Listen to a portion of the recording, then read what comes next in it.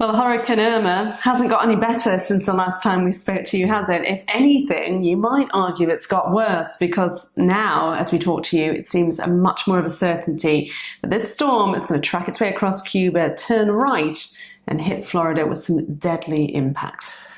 Yeah, and of course, I mean, I've been in the game, you have as well, for quite a while. I can't remember anything quite as severe and prolonged as Irma, as it's sort of tracked its way across. And of course, all those impacts which we've already seen across the Caribbean, and the main events for Floridians, for example, is still to come. We're going to talk more about that, aren't we? Yes, we are. And there's a lot of talk about the categories with this storm. It almost doesn't matter, as we talked about the other night. You know, the wind speeds are so intense, whether it's a Category 4, Category 5. And the problem with this storm is it just keeps going over ever warmer water. In fact, it's about to hit a pool of warmer water just north of Cuba before it makes its way for landfall in Florida. Now, there's a lot of talk, John, in the papers, and being asked quite a lot about this and the link to global warming.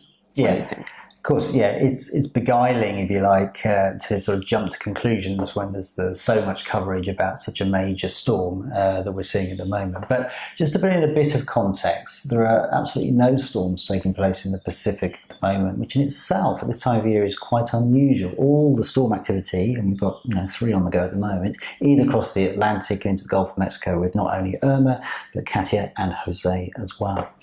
But there's really no evidence actually to suggest that the frequency of these storms has increased in recent years. What the science does suggest to us is that with a warmer world and higher sea surface temperatures, then these sorts of storms are likely to become more severe. So that means stronger winds, more intense rainfall, and storm surges higher as well. But it's probably worth saying, though, that the National Hurricane Center, when it actually predicted the season ahead, actually, we're about where they said we would be. We're no worse than was predicted for the season so far.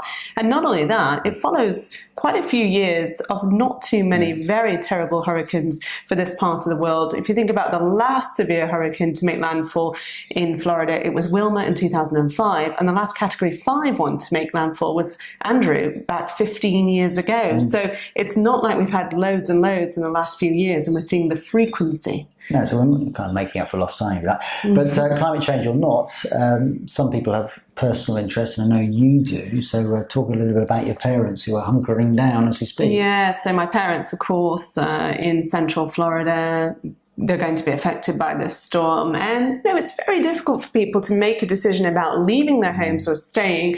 When you get a mandatory evacuation, if you can, of course, you're going to take all precautions and leave. But where they are in central Florida, there are no mandatory evacuations at the moment. And of course, what we're seeing in Florida is people are being moved from the southern tip, from around the Miami-Dade area. They have one real arterial route out of the state to the north, and that's clogged up with traffic. So for people in central Florida, like my parents, they're sort of thinking, well, if we're getting stuck in that traffic, we could be worse than if we just stayed in our homes. Do we stay or do we go? Well, we're going to go now, but of course we're going to keep a close eye on Irma and its impacts over the next few hours and days.